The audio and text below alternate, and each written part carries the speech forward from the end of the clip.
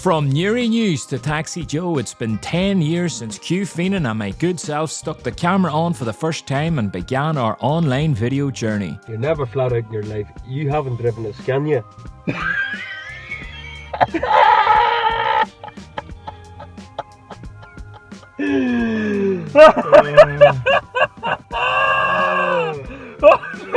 It's a Scania. It's a lorry. There's been countless likes, shares and laughs over the years creating these characters and telling these stories. Johnny Baghead, where did he come out of? He came off the back of a chip bag. Get the insight on where it all started, why we do it, and how those shows were made on this latest edition of This Scene.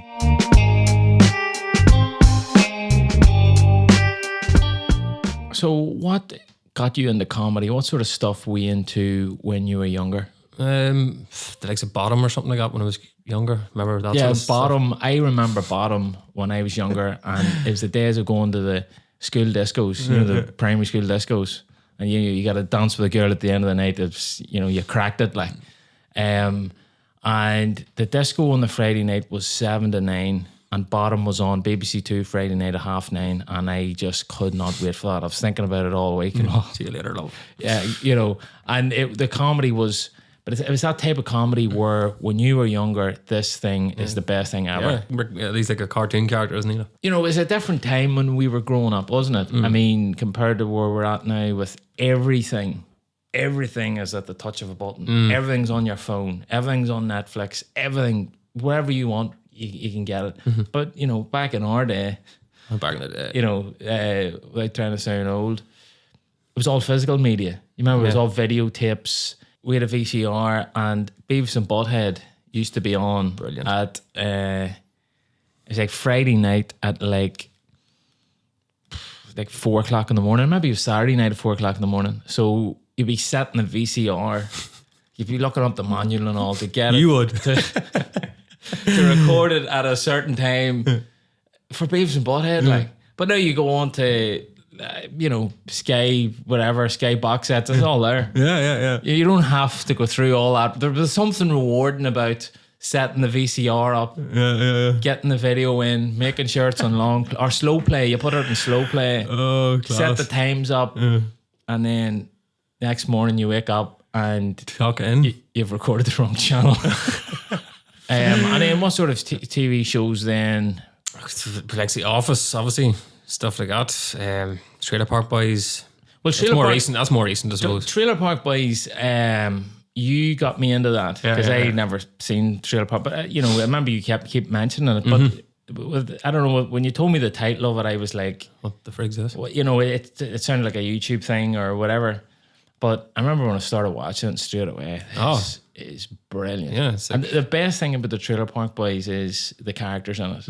You know, I think it's one of the best shows ever made of great characters. Yeah. There's like 4 or 5 really great characters. J-Rock, Leahy, Ricky, Bubbles. Leahy, brilliant. You know, Leahy's one of the greatest characters ever in comedy. If anybody, you know, and a lot of people here haven't seen Trailer Park Boys because it was a real cult thing until it appeared on Netflix. Wasn't it? Like, Yeah.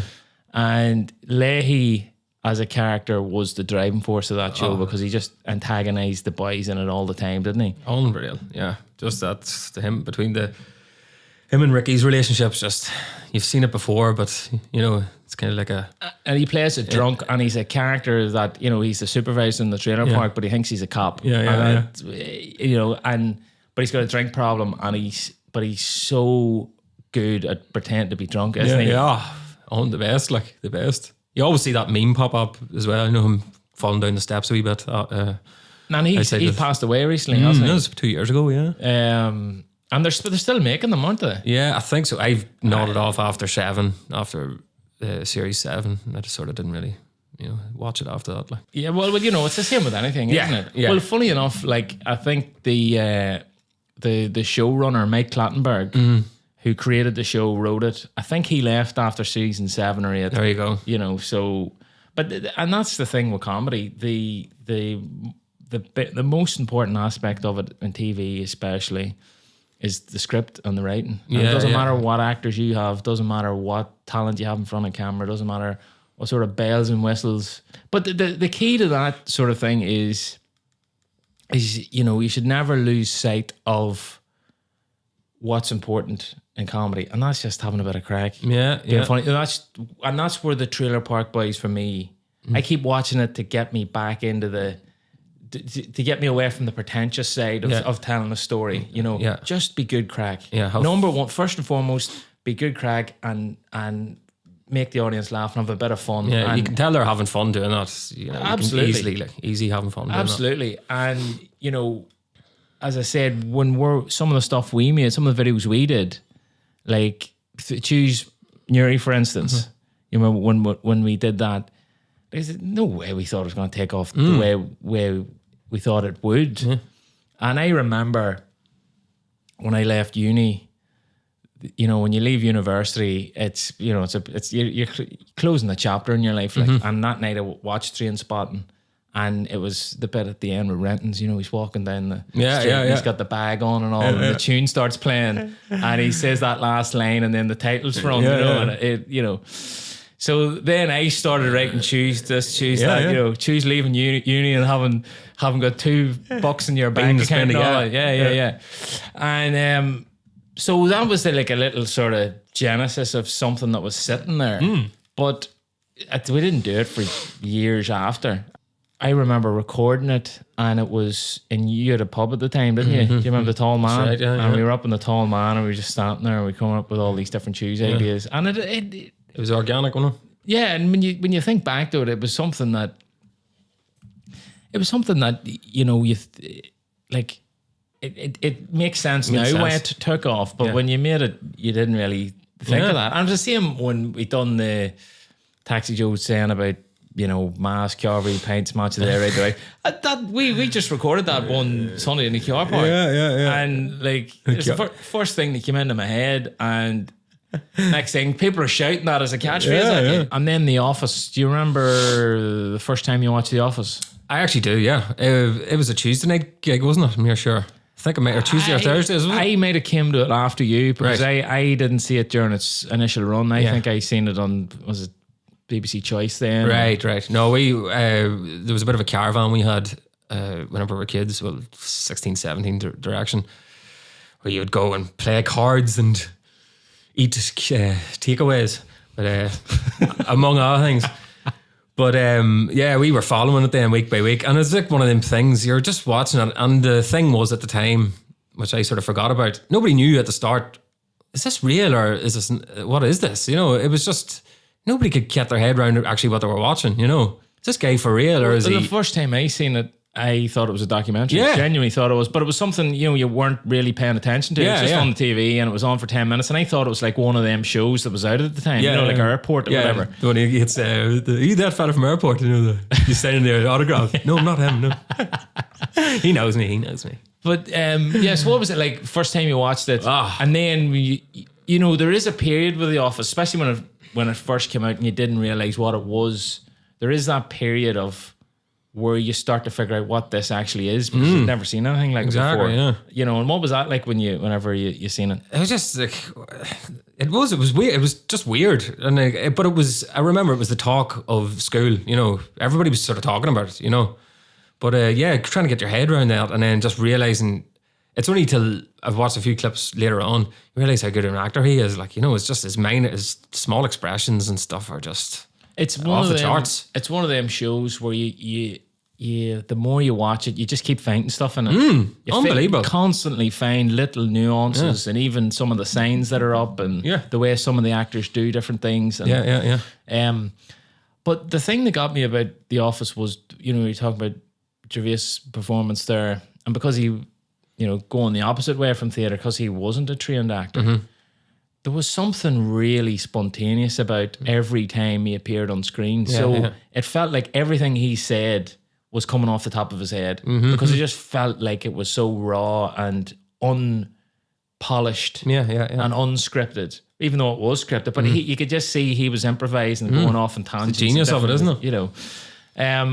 And it was, but the style of it. And then the great thing about The Office too was, when you seen Brent in action, you know, everybody has met a David Brent. Yeah. And that's why the character works so well, isn't it? Like, yeah. Is that I would love to know.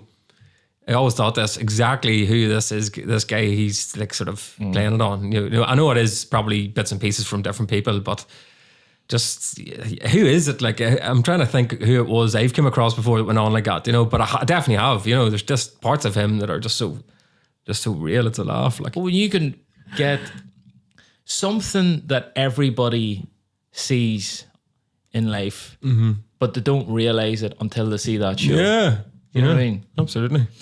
And I remember when I watched The Office, you know, and say it was the second time around or whatever, and I was just like, that's what I want to do. Yeah, sweet. And I think you need that in comedy, you know, when you're collaborating and stuff. There needs to be a understanding, and I think taste's an important thing. You know, you need to be into the similar sort of things. stuff, don't you? Really, like, you know, like if our ideas of comedy and the shows we're into are different, it wouldn't work as well. It wouldn't gel as well. It would be, you know, many times would you say you've seen The Office? Oh, God knows, 50. And you even notice how things have changed. Like, things have obviously changed tremendously since when we were watching stuff, and there was no social media or anything like that. Social media changed everything. And then I remember I had a teacher in Hope University in Liverpool who, you know, back then I wanted to make a sitcom, but I was just thinking about TV and film. And then there was a teacher in Liverpool University who was talking about this whole transmedia thing. This is the future, is it? Yeah. But this whole YouTube, and you know, YouTube was about then, but I never thought of using it for doing anything. And then I just thought, that's a great idea, you know, because you've got access to all these different people that could watch it. You know, it sounds like an obvious thing now because social media is just everywhere. Yeah, but it wasn't back then. then. It was different. Yeah. And then, you know, we'd done a few bits and pieces, and then Newry News was the first thing we did really comedy-wise, wasn't it? The thing that came out of that was the Tony Smith, Liam Murda thing, wasn't it? Oh, yeah, that's right. Which would have been the first, probably the first thing, because we'd done a few things before that, but it was probably the first video where people around the town were talking Yeah, it about caught on a wee bit, that one, didn't it? you know. So what was it like working with Tony during that? Yeah, it was good during that laugh. phase? It was good, you know. It just seems like a lifetime ago too. Like, how long ago was that? Like, It's 10 years ago. 10. Jesus. 10 years ago, Newry News, 10 years ago. There you go. Anniversary. Because it was, you know, social media is even different now. Whereas then you put the video on YouTube and it might have took a day or two to take off or whatever. Now social media, you stick a video on, you know within 30 minutes whether it's going to go or not. Yeah. But there is a difference now with video consumption, isn't it? Do you remember, like, you would just sit back, say 7 or 8 years ago, even 5 years ago, you watch something on YouTube and then you watch the next thing on YouTube. Now it's just like boom, boom, boom, boom, boom. Fire. We suppose we went on to did a few Marty Bogroll videos, a few of them. Yeah. And then they were very popular. Then James McGinn, a good friend of ours, was involved, and Again. they were another thing. And we were doing videos for a while, and then Newry News was the first thing. And do you remember when it started catching on and everybody was talking about it? It was a cool buzz, wasn't it? Yeah, And it was was. something new. It was something different. And this is the really good thing about social media, in the sense that, you know, if you're making films or videos or you're doing any sort of thing, like you're stand-up comic or you're entertaining people on any sort of level, Yeah. you can generate an audience on a local level that could not have been done before the internet. Imagine going around the time with VHSs of fucking Newry News. Here, what's this? I remember, Get fully inside. enough, we used to do me mate Ross McLaughlin, Oh, yeah. Niall Savage, Yeah.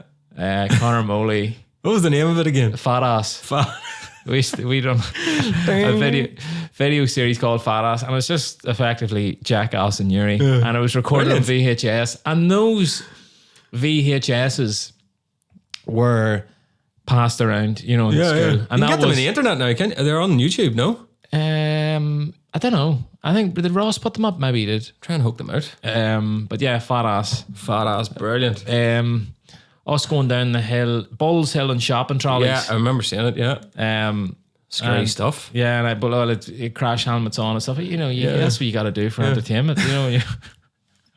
But I remember when Jackass came out, that was another thing. Yeah, that came it out. was the brilliant. buzz around that show was massive, wasn't it? Like Just pure American culture blasting into your TV. Like, Yeah. you know, the new thing. Like.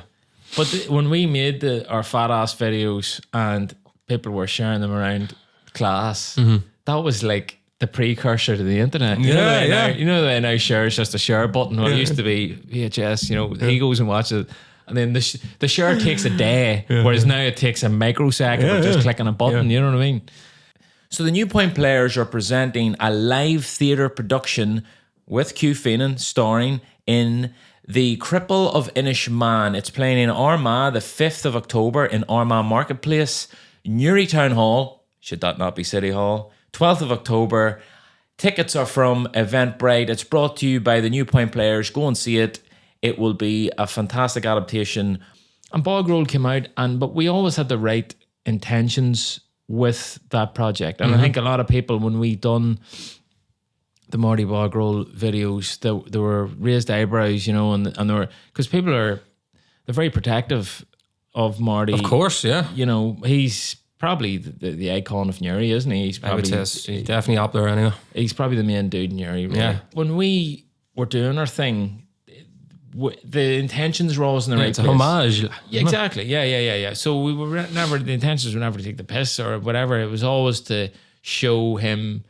And then when James got involved, it sort of became a myth then. We created this wee myth and a fairy tale yeah. out of the whole Bogroll thing. And there was a poem done, and then, which was great. And then we stuck animation in. Animation, yeah, it was great. And the wee rhyme was cool. I'm not, again, this is another thing what the internet did at the time was this is the first time I experienced it doing videos. When we done the Bogroll thing, I remember you saying it at the time, and we stuck it online. It was people that were living away from home watching it. Oh, yeah. Do you remember? I have a brother there, and he's just, every Christmas, stick it on, you know? Yeah, but it was big time for overseas people. You know, and it just reminded them of being home, reminded them of Christmas, reminded them, you know, and because in Newry, struck a chord. Newry's Newry, you know, it's not New York, it's not LA, you know. Definitely. A lot of people that lived in Newry wanted to get out of it. So 2006 to 11, say, there was just a mass exodus to Australia, wasn't there? Yeah, OTF. And then, so a lot of people that lived in Australia who couldn't get back for Christmas watched that. And it was a real nostalgia buzz for them to watch that. And that was then the first experience of seeing that, wasn't it? Yeah. It was definitely, like, I'm sure there was a few tears shed over that one. Johnny Baghead, where did he come out of? He came off the back of a chip bag. Well, we were messing about one night. It was around Christmas, actually, I remember this. And a couple of the boys were up having a few beers, and it was just like, here, you calling up after work? And I was like, yeah, frigate, called up. So I got a fish and chip from Ned Kelly's in Newry. And then once I got up, we had a few beers, and there was a marker sitting on the table, and I was just cracking away with the boys, and I just drew this face onto the bag. And obviously, if a few beers get in the bag, it has to go on your head, doesn't it? So at the start, we were doing like wee videos, and he was like a bouncer, wasn't he? He's like, you're not allowed in. I wasn't there for. No, you weren't. It was only the three of us. There was a couple of other boys, but you seen the video. You seen the videos. You're like, Who is this guy here? I love this guy here. And like, so, yeah, he started off as a bag of fish and chips with it, and you just drew a wee happy face on it, who looks evil as well, you know. And the voice was brilliant, wasn't it? The voice made the Newry Spade, basically, you know, Newry Skeet. But the voice really, it was just so funny. You know, we seen all that stuff, and then we were just like, right, we need to do something. This man needs his own TV show. So we did like a Newry News special for the football, was it? The football, yeah. And that was Baghead's first escapade into the videos. Yeah, right enough. And we made him like where it was like he's brilliant at everything. Yeah. You know, so he's a class footballer. You know, he's brilliant at driving and all. So then, because at the time then I was developing Taxi Joe. And Taxi Joe then made an appearance in one of the episodes of Baghead. Yeah. So what we did was we had Johnny Baghead was a taxi driver. Yeah. But tell the people the difficulty of that. Oh, trying to look through two wee ripped holes in a bag and then going, right here, just go straight.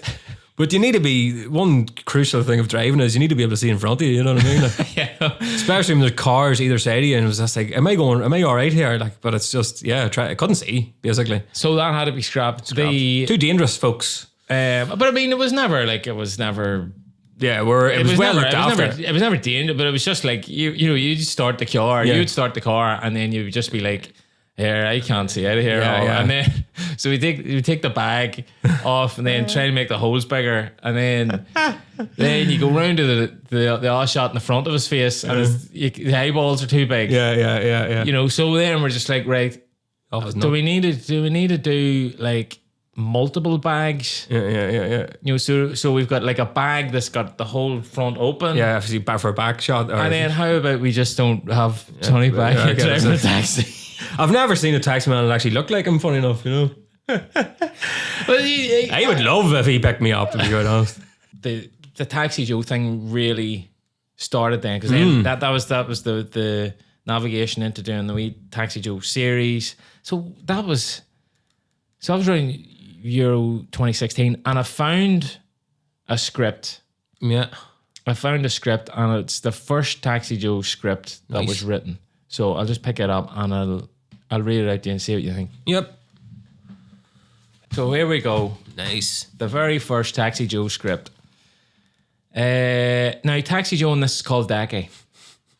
Why he's called Daki, I don't know. Taxi Joe is a better name, isn't it, for a taxi driver? Taxi Daki. Taxi Daki. Taxi Daki. There's one of them about, surely. So Daki, and then funny enough, the first line is I was born in a taxi, blah, blah, blah. You've heard all that before.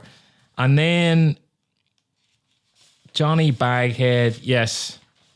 So Daki's sitting there and he's interviewing this lady for who wants to be a taxi driver. Nice. And in walks Lawrence. Yeah. So Lawrence is Taxi Joe's brother, right? Then Daki says, "This is Louise, Mr. Baghead's sister." Hey. This is, honestly, it is absolute dog shit. Yeah. And you're reading through it and you're going, like, Baghead's got a sister, Taxi Joe's got a brother called Lawrence. And then I think Lawrence became Archie. Yeah. But when Archie was in it first, but do you remember when we discussed what the issue with Archie was? Archie's a good character, really good character, but it just didn't fit in with Taxi Joe's world. They wouldn't be talking to each other realistically, wouldn't they not? No, exactly. Like, this is the thing with comedy. You need conflict. You need people's worlds to collide. Yeah. But it still has to be believable. They still have to be. You have to believe that they're, going to be in this world together. Yeah. Why did Baghead not take off? Well, there's another thing with Baghead. You can't give any facial expressions. I know, yeah. So his face is always exactly the same. Which could have been funny if you had really bad news delivered to somebody, and then you always end up with a close up of Johnny Baghead with a big smile on his face. It'll be all right. Done. So what else have we got here? So this is Daki is sat at a table at a bar, right? A butch fella with a smiley faced paper bag on his head arrives with 2 pints. Baghead sits down. But you imagine how hard that would be to film. I know. Because he's got a bag in his head, he's got 2 pints. How do I put these down? Where do I put these down? Smashed pints out no, there. Baghead goes, "So what is it you want to talk to me about?" And I goes, "Well, I'm just going through a rough patch at the minute. With the divorce and that, and I'm struggling a bit with the rent at the minute." And then Baghead goes, "Here we go." And Daki goes, "What?" Baghead goes, "You want to lend us some money, don't you?" Oh, Jesus. My God. Daki goes, who's supposed to be Taxi Joe? "I don't want your money, I want your advice." Oh my God. Get that in the bin. So Taxi Joe goes, "My landlady I think she wants me. Is this on him on page? Fucking. And Baghead goes, Barbara. Another character pops out. Hello, love. I go, yeah. The Baghead goes, now that's a woman. Right, so Baghead goes, there's no magic potion. Every woman's different. Where do you see this? Baghead spots a woman at the bar. He walks up to her. He then pulls a bouquet of flowers from behind her ear. Oh my God. Oh my God. That is, I don't think I can read anymore. No. That is the biggest pile of shit I've ever seen in my life. God. That turned into mass carvery paints, much the day, right? The wife, do you know what I mean? So Nice and simplified now. every cloud, as I say. That's what I was saying earlier on about Stuff being dirt at the stuff start. being dog shit. It's gonna be dog shit. Imagine me to film that. Yeah. But I think all the stuff when we started filming, it sort of hit the ground running, didn't it? Like it, you know, even episode 1 was really good. You know, and it was just an introduction around the taxi world, the Archie and Baghead and all worked quite well. Like, But it looked class as well. That's because you had the drone, you got the drone and all around that time, and it just. and that's another thing too, which is cool, where you're making like wee shows about the town, you know, and it's, you know, you see the town, and well, the thing about the drone too is it shows you. Newry looks class, like, and, you know, and it's in a big valley. There's loads of depth to you know, the shots that you can do. You're constantly seeing up into the moorings. You know, you have the canal, you have the river, and for me, it just looks better than, you know, a run of the mill city. It can look like anywhere, couldn't it? Yeah, exactly. From a shot perspective, when you shoot stuff and you go into Newry, the world's your oyster. Yeah. It just looks class. Grass is greener back in the old country. Choose Newry. Yeah. Choose life. Baghead. And Baghead actually worked quite well in them videos, didn't he? Because he'd run about with a bag, and I say, I don't know why it worked well, but it just did for that. It was full of action. It was just you couldn't get a breath watching it as well. You know, everything boom. What was it every 3 seconds or 2 seconds? That's a key why it worked really well. It was like, as you say, it was just like boom, boom, boom. You've no time to not. Before you know it, something else is coming up. Yeah, there's an line, there was not, and then, you know, and there's weird things that people kept mentioning, you know, like country carpets. Yeah, that was a laugh. You know, but and they get a lot of advertising out of that there. Yeah, you know what I mean? Sweet. Quayside, you know, to go along with all their signs. Yeah. Oh, the pool table and the Quayside. Pool table, yeah. So that was a known thing back in the day. Next thing, it just went bananas. Yeah. And there was just, like, Cher's legs, blah, blah, blah, blah, blah, and then it was just everywhere, wasn't it? Good to see. And then the tunes, obviously. You know, the tune. There's just something about the train, the Born Slippy and the train spot and stuff where it's like banger. It, you know, when you hear it, it just, I don't know. It transports you back to the day, back in the day, isn't it? Yeah, Danny Boyle was brilliant at that. Yeah. Picking tunes, putting them in, and then so, you know, it was a bit different with YouTube in the sense that we had to come up with. We had to get there's like copyright free versions that sort of sounded like. It was slowed down a wee bit, wasn't it? Yeah. But see, you need to do that to sort of and find alternatives to stop the YouTube copyright thing. Yeah, of course. Yeah. Coming in, like, because I've had videos pulled down off YouTube and Facebook, and you get messages, and you think nobody's watching these things. And you get messages from people go, oh, where'd this video go? Where'd that video go? And I'm just like, well, I mean, you know, there's just a copyright thing, and they just pulled it off, you know. So choose. No, we don't choose Northern Ireland. Yeah.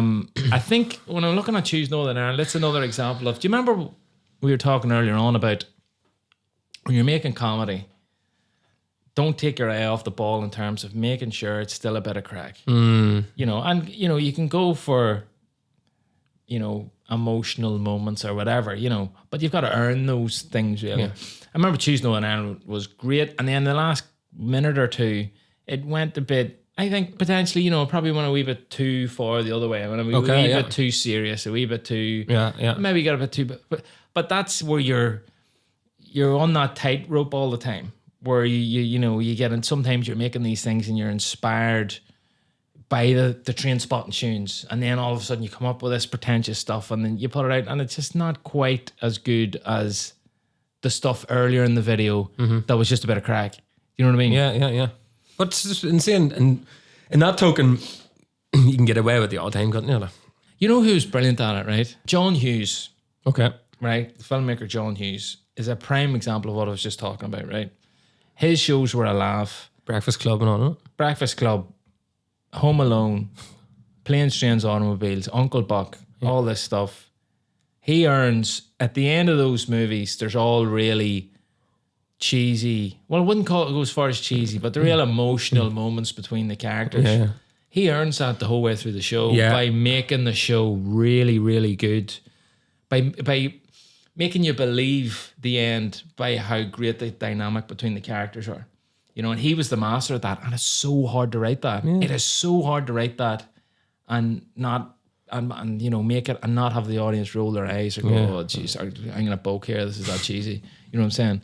But John Hughes is brilliant. Yeah. You know, and the 80s was like a time where all those movies were run of the mill. You got one or two of them coming out in the cinemas every week. Yeah. We've done the Reservoir Republicans. Oh, yeah. And that was where we seen Martin Hanlon for the first time. Mm-hmm. So Reservoir Republicans was just a spoof on Reservoir Dogs, but we just stuck raw stuff in it. Yeah. That was it, really, wasn't it? Basically. So we needed like an Arthur Penn character. You know, you remember him in Reservoir Dogs, and he had the shell tracksuit on, and you know, I actually didn't really correlate that there. Did you not? No, not really. Even now you say it. It's near a double image of him. Funny enough, there's loads in that people just it just went over their head in terms of the correlations. Fuck. Jeepers, didn't realise. But that. you know, Arthur Penn. You remember him with a big mobile phone, and it was like that size there, and I was just like, so I need a Republican version of that. Yeah. And when it came up was Martin Hanlon, Celtic tracksuit. And that was the birthday of Martin Hanlon. Mm-hmm. And then we were just like, he wasn't called, I don't know, he wasn't even called anything then, wasn't he not? I think so. So during those videos then, I remember watching them and I remember Hanlon's expressions and stuff. And I say, this is brilliant. You know, and he's just sitting there with the arms crossed and he's got, you know, and he's a bit too cool for school, and you know, but at the same token, he thinks he's best man on the high stool. Yeah, that's exactly who he is. That's exactly who it is. So then we said to integrate that into the TaxiJo world, and I think that really worked.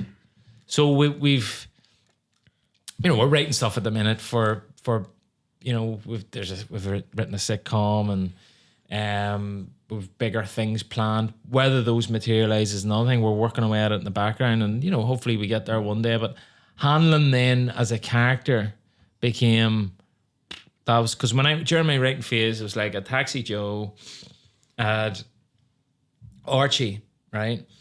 But a TaxiJo and Archie, and then the Baghead was in an original, but he got pushed out because he's got a bag in his head and he can't really drive a car. But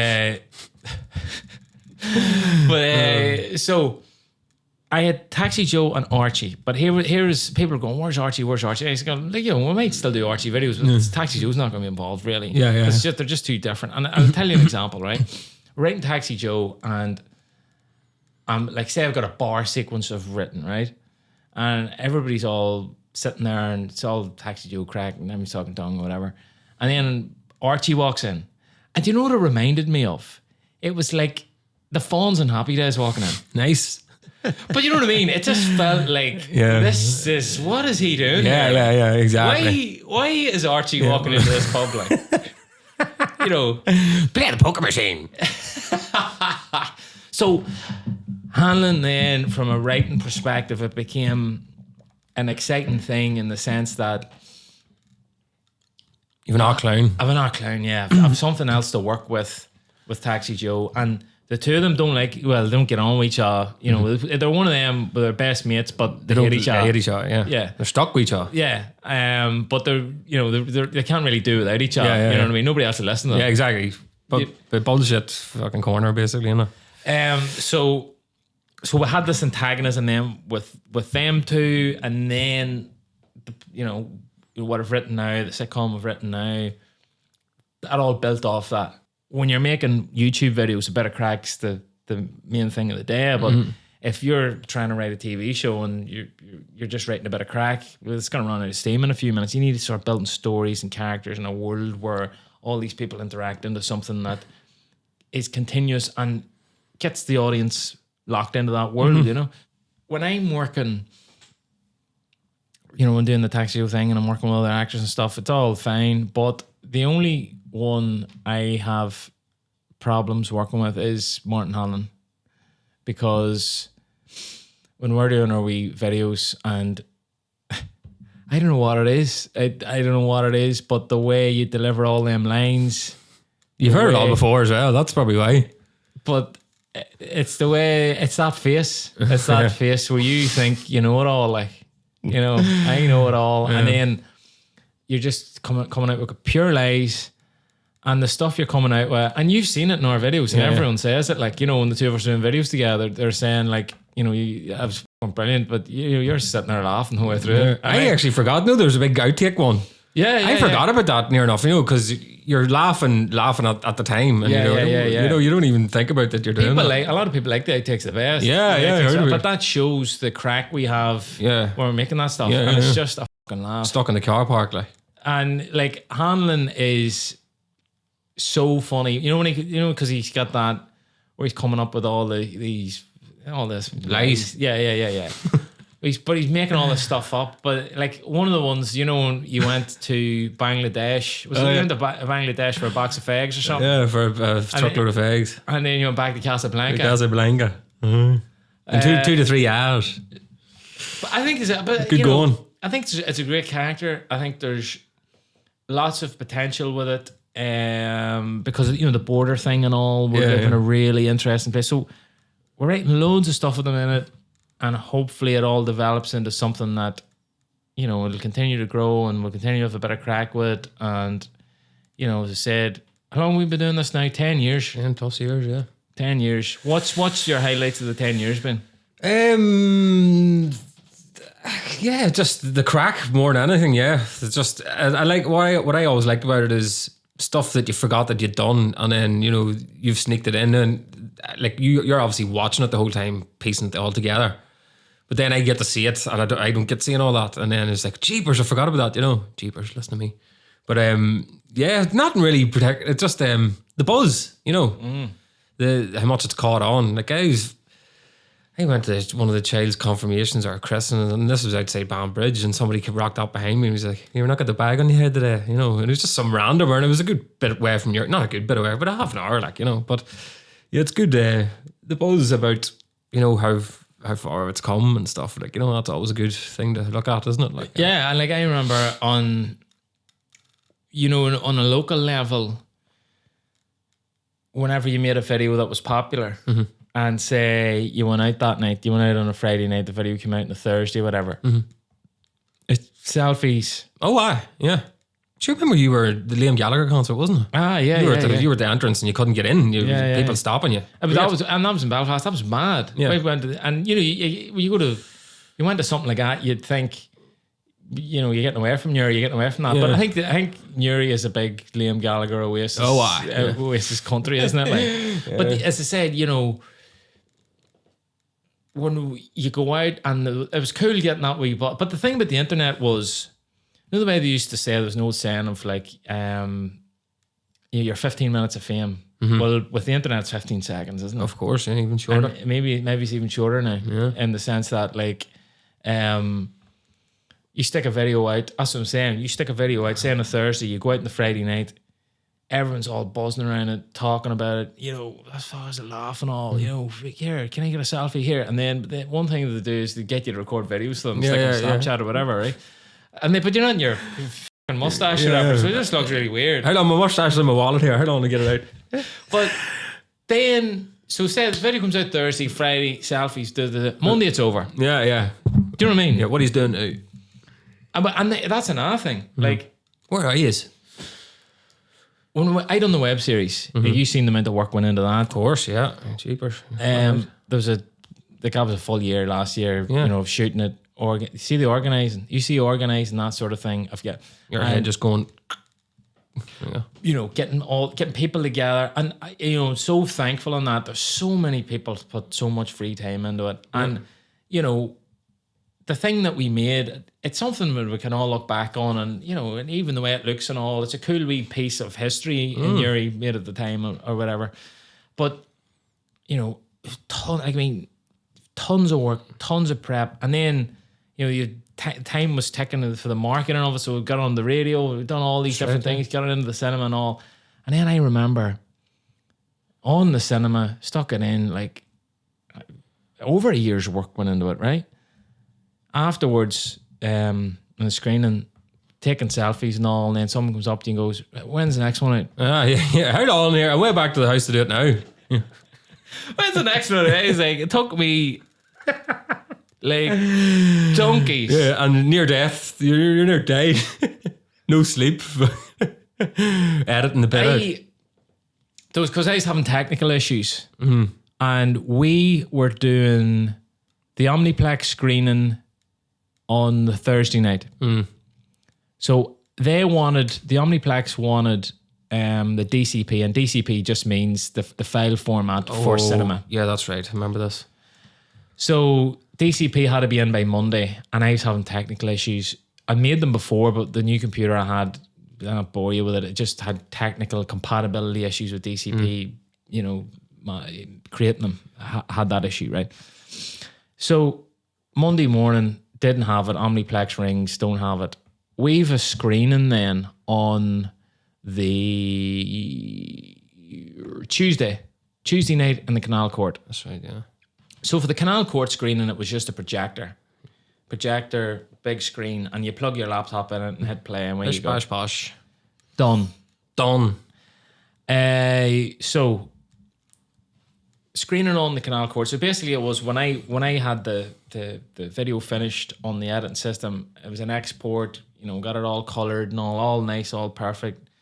Got it onto the laptop. Took it down to the Canal Court. Now, at that time of the screening in the Canal Court, I still hadn't got the DCP done for the Omniplex. Yeah, for the Thursday. So I'm going to the Tuesday night screening and Cacking yourself. screening it, going, thinking, and as far as I was concerned, the Thursday night wasn't happening. So we had sold out we had 300 tickets sold out, everybody waiting for it. I remember I had a mother of a child messaged me saying her son can't wait to see this and all. I think her son with a disability, and she was like, you know, will you take a photograph with him afterwards and all? And I was like, yeah, no bother. But when she was texting me, I was like, this mightn't happen. So Tuesday, screen the Canal Court. Now I'm based in Belfast, so once the screening was finished in the Canal Court, drove back to Belfast, and then it was editing all night. So screening was at like 8. We had a Q&A afterwards, and then like from 11 o'clock, drove back to Belfast from 12 o'clock till like Stupid o'clock in the morning. And started making progress that night on the Tuesday. But I had the file done on the Wednesday. The screening was the Thursday night. Took it to the Omniplex on the Wednesday, and they had to ingest it into their system. So it was Thursday morning by the time it was ready to view, and the screening was Thursday night. Right? Jesus. So the first time I got to see it was Thursday morning, and I sat down, watched the whole way through. And the Omniplex were, the whole crew, and they were all lovely. They were fantastic, very, very helpful, and Super. you know, we got there in the end. But there was a period where you've put your whole life into this thing, right? Yeah. You know, all your time, all your hours and all. But on the Tuesday, I was thinking, I might have to cancel this on Thursday night. Yeah. After all, I suppose it's always been there's always been sort of There's always been drama. There's always been drama towards the end. Yeah. Well, hopefully, long may the drama continue. Yeah. And thanks for coming in today. And hopefully we'll do a few more, and we could go into more depth of some of the videos we've done, and you know, how we made them, the crack that was had. Hopefully going to get more outtakes made and different things like that. Oh yeah, sweet. You know, so we can talk about how we went from mobile phone to cinema screening perhaps. So yeah, thanks for coming in. Not at all.